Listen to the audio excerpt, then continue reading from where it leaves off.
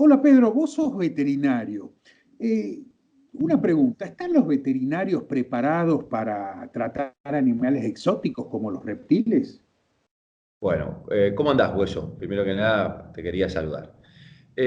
Los médicos veterinarios en la Facultad de Veterinaria básicamente dan una clase donde ven toda la parte de reptiles y anfibios en una cátedra llamada zoología, con lo cual el médico veterinario tiene un conocimiento extremadamente escueto de lo que tiene que ver con reptiles, anfibios y la especialidad en este caso herpetológica, y el conocimiento realmente es muy mínimo, o sea, básicamente diríamos que nulo a nada. ¿Por qué? Porque como es una sola clase y es un tema que solamente se trata un día en 5 años de carrera, te imaginas que básicamente el conocimiento pasa a ser completamente nulo cuando la persona esta termina la facultad. Esto hace que haya un nicho muy grande en la parte de reptiles o en la parte herpetológica, en la parte de medicina veterinaria, y hoy nos encontremos con muchos conceptos equivocados de lo que es la medicina o cómo debe ser aplicada la medicina veterinaria en los reptiles. Esto llevo a acotación, ¿por qué? Porque con el pasar del tiempo, yo en esto básicamente ya tengo más de 20 años de experiencia en la parte de medicina de reptiles, y me he dado cuenta que es muy importante el conocimiento que un biólogo puede aportar, que un reptilista puede aportar, que personas que están en esta especialidad puedan aportar a la parte de medicina veterinaria. Te lo voy a explicar por qué. Ujú. Cuando a mí me viene un animal a la consulta veterinaria, hay algo que se denomina anamnesis, que es lo primero que una persona debe realizar, un médico debe realizar, que es lo que cuando vos entras al médico clínico humano te pregunta, señor, ¿qué le pasa?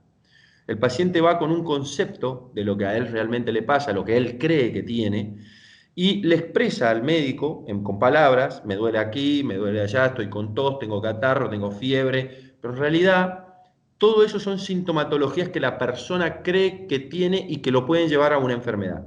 Detrás de eso puede haber un cuadro mucho mayor, de una patología realmente mayor.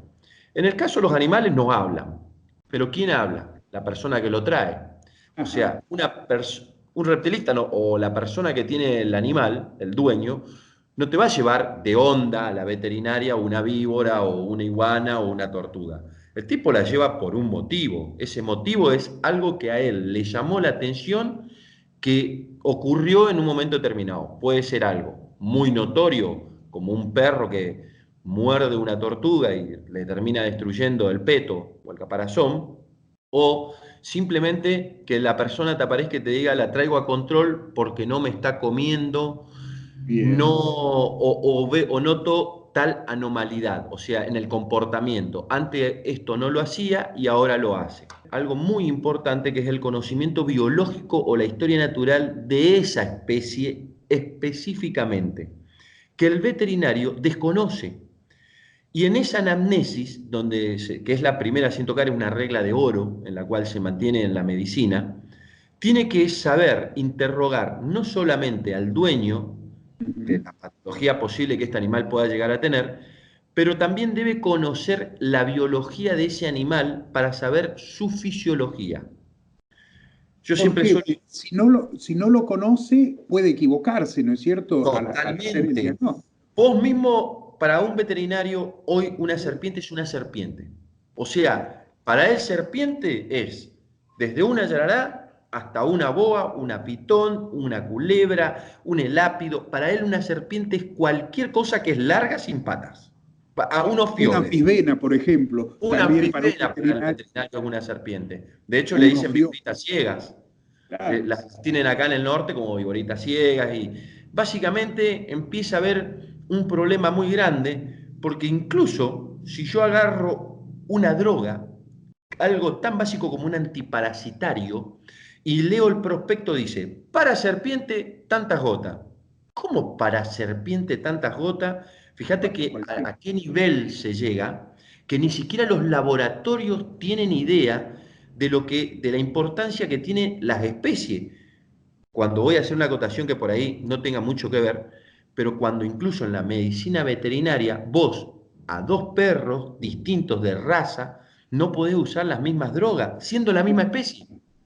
Voy a dar un ejemplo muy básico, pero en antiparasitario, a toda una especie llamada husky, los veterinarios lo saben, todos los perros peludos, eso como los becerros alemanes, vos metés una droga llamada ivermectina y lo matás al perro.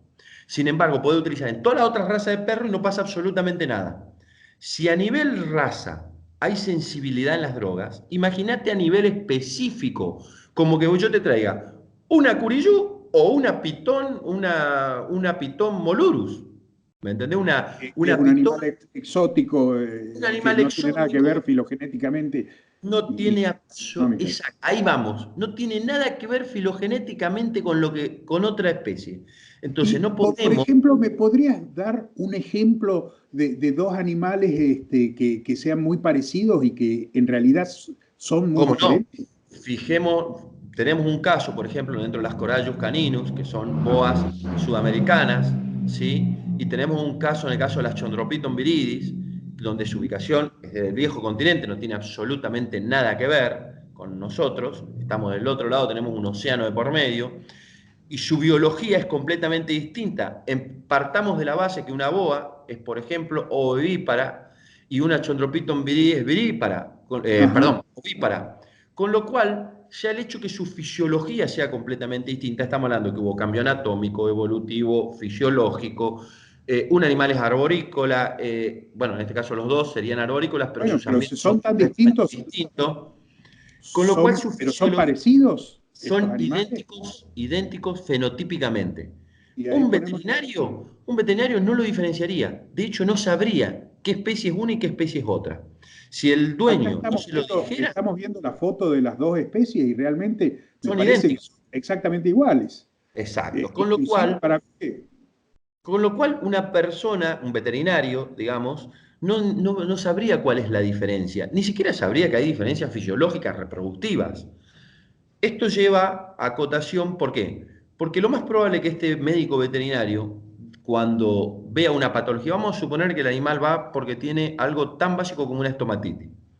Y el tipo lo puede comprobar que tiene una estomatitis. toma, Estomatitis, una inflamación con una infección en la cavidad bucal, en la mucosa bucal. Es de lo más típico que podemos encontrar en enfermedades, por ejemplo, de boas y pitones. ¿Qué ocurre? El veterinario va a querer tratarlo y va a tomar una droga como general para todo, cuando esto no puede ser ni siquiera utilizado de esa manera.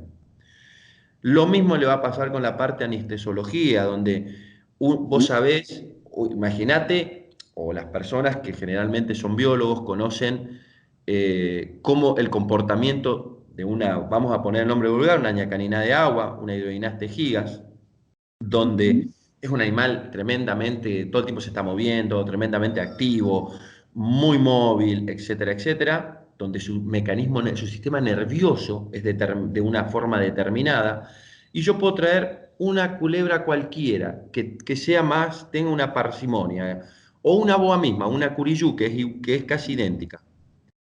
Y sin embargo estamos hablando que uno es una culebra y el otro es una boa.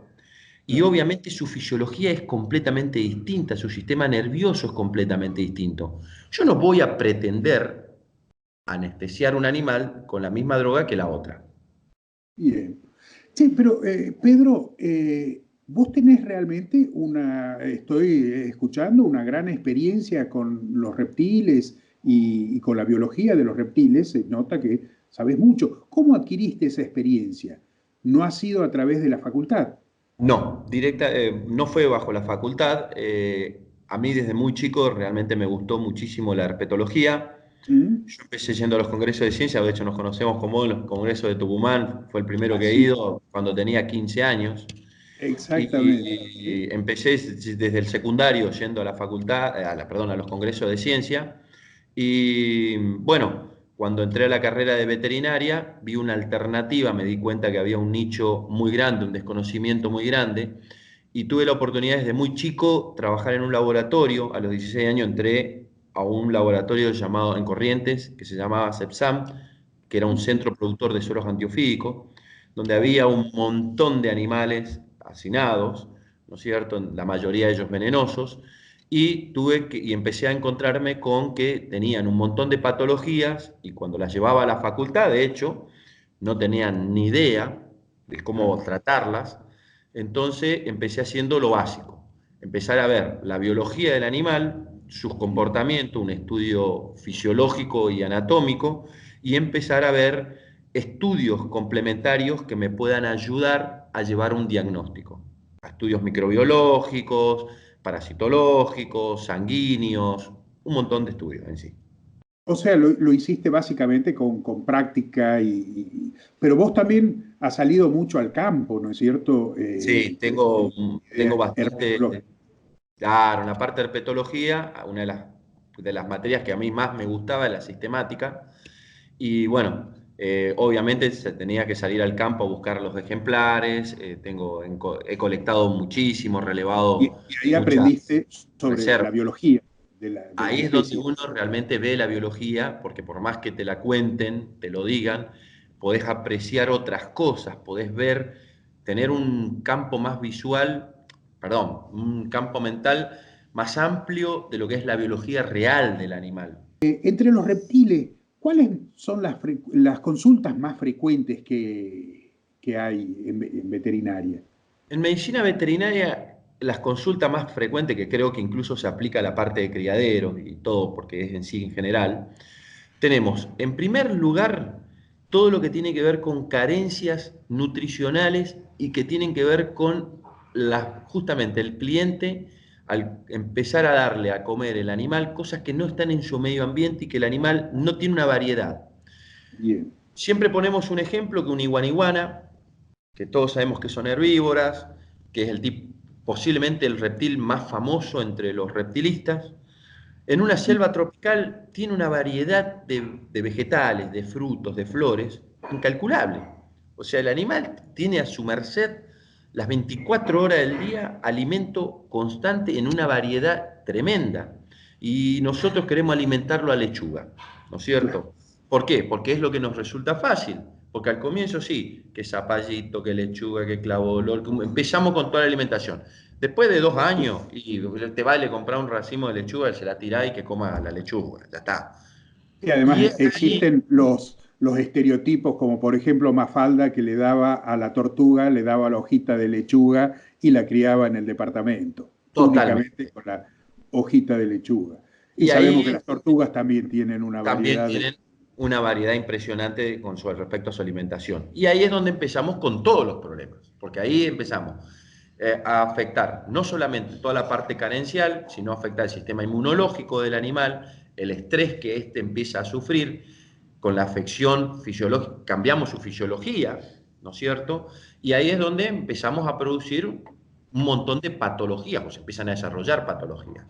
Y en segundo término, todo lo que tiene que ver con traumatismos, fracturas, Ajá, generalmente, ¿por qué? bien. Porque un animal en un ambiente que no es el suyo y se caen de las escaleras, tortugas, iguanas que te saltan de una mesa a una silla y terminan con fracturas, perros que agarran a estos animales, la inoperancia del ser humano mismo con estos animales, de darle la boa al amigo para que la sostenga, el amigo se asusta, la tira al piso y no le va a pasar nada y termina con costillas rotas, pulmones perforados, empieza a haber un O montón de dando patologías, marcha atrás con el auto en el garage y la tortuga que está la dando tortuga vueltas. atrás, totalmente. Esas son Eh, principalmente las afecciones. También me has hablado de criaderos o lugares o reptilarios que tienen animales hacinados. Yo calculo que cuando hay Ahí animales empieza a ver hacinados o hay una cría de otra manera, deben haber otros tipos de problemas. totalmente, totalmente. Cuando uno empieza a tener estas especies en cantidad y trata de unificar a todas las especies en un solo parámetro, empezamos a tener problemas realmente sanitarios y bromatológicos en la mayoría de los casos, en los cuales empieza a haber, claro, a tener un mismo recipiente de agua para 20 especies, donde todos están defecando en el mismo lugar, donde no se pueden cambiar constantemente los terrarios o limpiarlos. Empezamos a tener no solamente un hacinamiento, sino un caldo nutritivo de bacterias y virus. donde empiezan a proliferar lo que es banal. La materia fecal está compuesta por bacterias banales que vienen de claro, la misma flora intestinal. Y estas que son banales, o sea, que no hacen nada al animal en un estado natural, porque anda por la naturaleza y defeca donde quiere y no se está arrastrando todo el tiempo con su materia fecal, se transforman en patógenas en un lugar, ¿no es cierto?, donde están hacinados. Y esto empieza, obviamente, otro ciclo vicioso. Esto, más la alimentación que siempre empezamos a hacerla unificada, claro. empezamos a arrastrar un montón de patologías que se empiezan a crear y se vuelven, aún imagínate el peligro de una viral en un lugar donde uno tiene un serpentario. Claro. Estamos hablando de que no se enferma una serpiente, se enferman todo el Todo. lote. Y Pedro, las tortugas son uno de los animales en donde se lo tiene por mascotismo, erróneamente, porque está hasta prohibido como mascota, pero de hecho en muchas casas hay una tortuga. ¿Cuáles son las patologías más frecuentes entre las tortugas? Las patologías más frecuentes en tortugas te las voy a dividir en dos, las de agua y las de tierra. Y Ajá. las de agua, las principales patologías son las nutricionales. O sea, hay una tremenda deficiencia carencial nutricional, ya que generalmente las personas no entienden que esta tortuga en el agua come otros animalitos más pequeños, en los cuales ingiere cartílago, hueso, o sea, hay distintos minerales, oligoelementos, proteínas, vitaminas. En la parte de vitamina hay una importancia tremenda, sobre todo la vitamina D3, que es el de hidrocolecalciferol, que es la que produce la osteosíntesis de los animales, lo cual fortifica los huesos. Y tenemos una carencia tremenda nutricional, sobre todo en las de agua. En las de tierra llegan más a la consulta por traumatismos. Ujú. Si bien es un animal que Pero, también sufre carencia nutricional, como decíamos hoy, Mafalda enseñando a dar la lechuga a la tortuga, desde agua posiblemente con una mala alimentación en menos de 5 a 6 meses tenés una tortuga totalmente con 1 millón de patologías. mm, Ahora, una tortuga de tierra, por ahí pasan 3 años hasta que empieza a tener una enfermedad nutricional. En la mayoría de los casos pasa a ser irreversible. mm. ¿Sí? Yo creía que era reversible cuando haces la consulta y le decís que le den calcio, que le den vitaminas, etcétera, ¿no? Puede llegar a ser No, en la irreversible. mayoría de los casos, cuando llegan a la clínica veterinaria, es cuando las personas ven que ya la tortuga no se mueve, Claro, que ya cuando hay, ya está en extremo. ya está al extremo. Y hay una patología que es muy común, que se llama nasarca, que es cuando estas carencias nutricionales incluso llegan a que se modifique completamente el metabolismo del animal y empiece a haber líquido dentro de las cavidades. Ya cuando Uh, nos encontramos con eso, está comprometido todo el sistema hemodinámico, está comprometido el hígado, el corazón, los pulmones, está comprometido el animal completo. Entonces, la verdad es que en la mayoría de los casos es irreversible, porque no podés corregirlo incluso con un decir, bueno, vamos a empezar a darle de comer variado cuando el animal ni siquiera come, porque no comen ya, directamente. Y, ya pasó. y- y esas soluciones rápidas que por ahí los veterinarios dicen, no, le falta calcio, vamos a poner calcio, todo el mundo sabe que no funcionan, porque es todo un metabolismo y un proceso que los animales tienen. En mamíferos funciona, pero en reptiles no, porque la Claro, son fisiología es distinta. distintas fisiologías. ¿Entendés? Y esos son por ahí los errores de los veterinarios que dicen, pero yo a un perro que tiene una deficiencia de calcio, le meto D3 y lo saco al otro día. A una tortuga, a un reptil, no. Y no va a Bien, pasar. hay una Eso fisiología esencialmente distinta. totalmente distinta. Ahora, en las tortugas de tierra es común que el perro se pone a jugar con la tortuga y las destrozan, Ah, realmente las destrozan. bien. Y una tercera patología, que es tal vez la que más llega también a la clínica, después de estas, que son, digamos, casi veterinaria, hay una fisiológica, que es cuando las tortugas entran en estado reproductivo y tienen que oviponer, y se produce un atascamiento de los huevos, donde hay un prolapso de toda la cloaca, con toda la parte del oviducto, y bueno, eso es una de las patologías por ahí más comunes, que está ligado a su biología natural. Y eso se soluciona con una Sí, operación para sacar, se soluciona con cirugía, en si muchos es que se lo casos, detecta a tiempo. a tiempo. Y en otros casos, incluso sin llegar a la cirugía, se puede llegar a solucionarlo eclosionando por ahí un huevo internamente en el oviducto, retirándolo y se puede volver a poner todo en su lugar. ¿Cuán bien responden las tortugas para si tiene, por ejemplo, el caparazón quebrado, que es lo que normalmente viene con el caparazón roto? ¿Se lo puede arreglar? ¿Responden bien al tratamiento o En muchos casos no tiene sí. solución? En muchos casos, realmente hay que analizar la gravedad, porque Ujú. incluso yo he llegado en muchos casos directamente a sugerir la eutanasia, Bien, porque si tenemos un animal con simplemente el peto rasgado, donde está claro. abierto, pero no se exteriorizaron órganos, los órganos no están comprometidos, hay un material como para poder volver eso a unir, incluso suturar, remendar eso y armar un peto como para que el animal pueda continuar con su vida sin sufrimiento. Sí, perfecto. Y hay muchísimos casos que sí, tiene que ver con la gravedad. ¿Cuáles son las patologías más frecuentes entre las serpientes? Las patologías más frecuentes en serpientes, además de las carenciales, que esas las vamos a poner siempre, porque ocurre realmente en toda la parte Claro. reptiliana, tenemos en el caso de la serpiente las estomatitis, que tienen que ver con los cambios de clima muchísimo, o sea, el estrés que produce el animal en el proceso en el que naturalmente el animal ya estaría preparado para hibernar. Y Bien. muchas veces los reptilistas lo extienden a esto para acelerar los estadios reproductivos. El reptilista tiene por ahí, sobre todo los que crían, quieren acortar la hibernación del animal, que es algo fisiológico, y justamente para que el animal entre en celo más rápido y puedan tener más rápido puestas y demás, Ujú.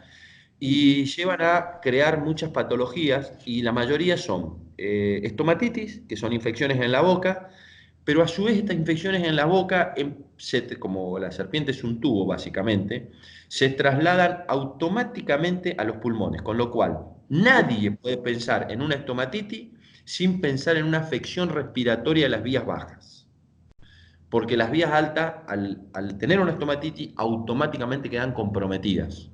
Entonces, al estar comprometidas las vías altas, las vías bajas es un tubo, esa es la serpiente, como dijimos, y las bacterias pasan al pulmón derecho. Todo lo que llega al pulmón termina afectando al corazón. bien. O sea que termina siendo algo sistémico. ¿Sí? Entonces, esas son las principales patologías. Y en un tercer plano, fuera de las carenciales y las estomatitis, que las estomatitis tenemos que no solo pensar en bacterianas, sino en virales. Y lamentablemente un veterinario no cuenta con recursos como para aislar algo viral. Tenemos también los traumatismos, ¿no? Las fracturas, los golpes, como te decía, el tenerla colgada a una serpiente y que se te caiga, y dice, no le pasa nada, es puro músculo, mentira. Cualquiera que haya Está hecho llena una anatomía de una serpiente sabe que las costillas son tremendamente finitas, frágiles, y que son agujas, que básicamente al romperse pueden perforar músculos, producir lesiones muy grandes internas que no las vemos. Y una simple caída de medio metro, un metro, puede llegar a producir la agonía del animal por meses y la muerte. Y eso por ahí el reptilista no lo percibe, porque piensa que no pasó nada, cuando en realidad hay algo interno que se está desarrollando y que va a terminar en lo peor, en un cuadro fatal. Y ¿qué hay acerca de los ectoparásitos al criar? Sé que, por ejemplo, se pueden haber ácaros y etcétera que pueden producir afecciones a los animales de cría, sobre todo.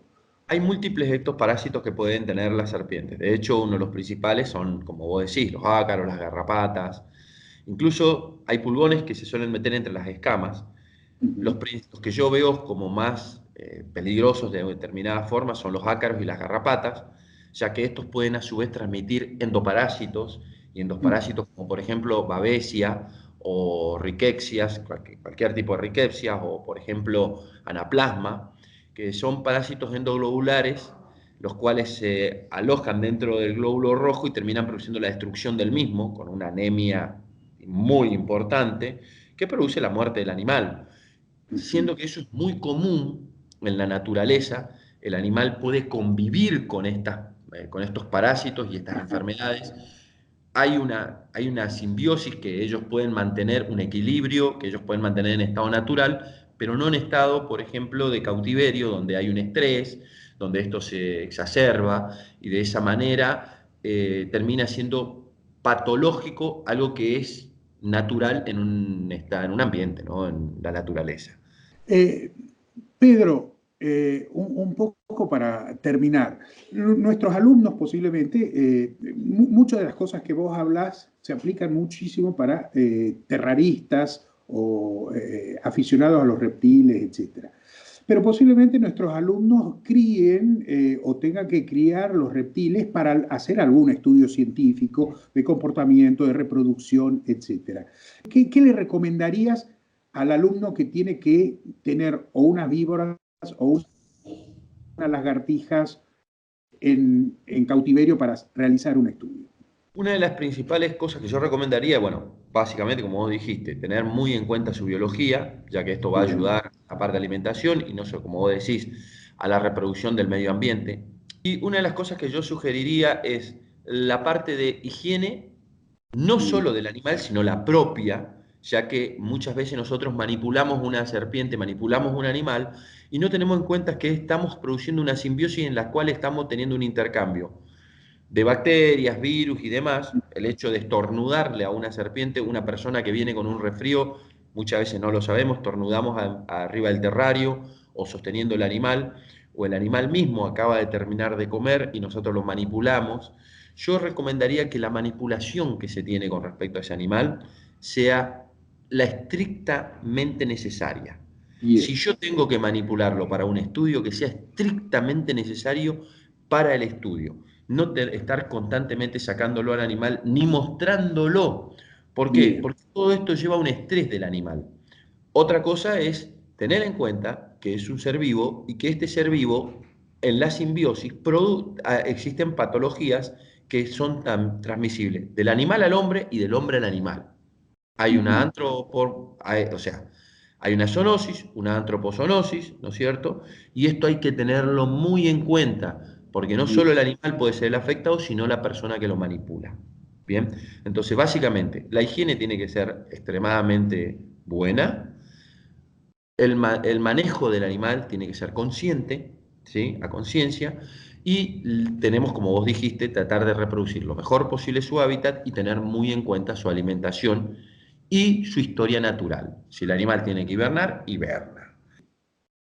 Bueno, Pedro, pero entonces, ¿qué rol debe cumplir la investigación y la veterinaria? ¿Cuál sería la relación entre la investigación básica y la veterinaria? ¿Los biólogos hacen veterinaria? ¿Los veterinarios hacen investigación? ¿Cómo es el asunto? Bueno, la facultad de veterinaria básicamente no te prepara para hacer investigación.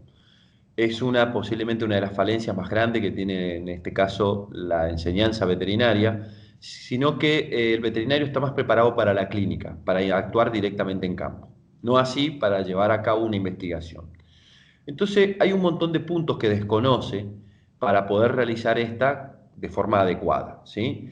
Con lo cual, cada vez que van a presentar en un congreso o un evento casos clínicos veterinarios, en este caso en reptiles, no se tienen por ahí en cuenta un montón de parámetros que en ciencia son extremadamente importantes para establecer un estándar. Que Ujú, el biólogo sí la tiene y que el biólogo podría hacerlo, podría hacer estudios determinados en serpientes que ayuden al veterinario y no solo al veterinario, sino a la clínica veterinaria en sí. Estudios, ujú, como por ejemplo, parasitológicos, hematológicos, de la misma fisiología del animal, incluso de la anatomía, ¿sí? ujú. Entonces, por ahí un biólogo está más capacitado para escribir un manual, por ejemplo, anatómico o fisiológico de un animal, que un veterinario, pero que al veterinario a la hora de realizar la clínica le serviría perfectamente para entender cómo tratar las patologías de esos animales, ¿sí? O lo podría dar un hincapié importante, ¿no es cierto? Entonces, para los biólogos sería un gran aporte que hacer investigaciones que puedan ser aplicadas en la práctica veterinaria, ¿no es cierto? Totalmente, totalmente. Y No me solo parecería, hacer investigaciones básicas, porque nosotros, en contrario a lo que vos decís con respecto a la educación de los veterinarios, en la educación de los biólogos estamos acostumbrados a que nos eduquen específicamente para ciencia básica y a veces perdemos de vista la ciencia que puede ser aplicada. Y quizás correctamente. los alumnos puedan hacer proyectos que tengan esta aplicación junto a veterinarios, ¿no es cierto? De hecho, es lo que me parece más importante. Yo creo que entre el biólogo y el veterinario, si un biólogo y un veterinario se juntan y tienen una buena simbiosis, yo creo que pueden tener resultados muy buenos. Realmente para la ciencia, para los animales, para la Complementar. medicina, complementarse muy bien. Yo creo que en un laboratorio tendrían que poder manejar ambos, trabajar juntos y poder desarrollar, digamos, muy buena ciencia donde el aporte realmente sea importante. En medicina veterinaria, la parte reptiles, hay un nicho que es gigante, no pequeño, es gigante. Básicamente yo diría que hoy no se conoce nada, o sea, no hay desarrollado nada. Y creo que es casi imposible que un médico veterinario lo desarrolle solo. Necesita, para mí, en esencia, estar acompañado de un biólogo y estos poder complementarse en un playback positivo uno y otro.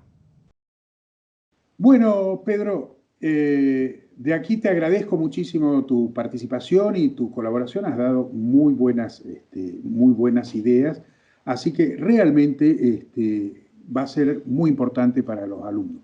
Te agradezco muchísimo. No, Hasta gracias a luego. vos. Hasta luego.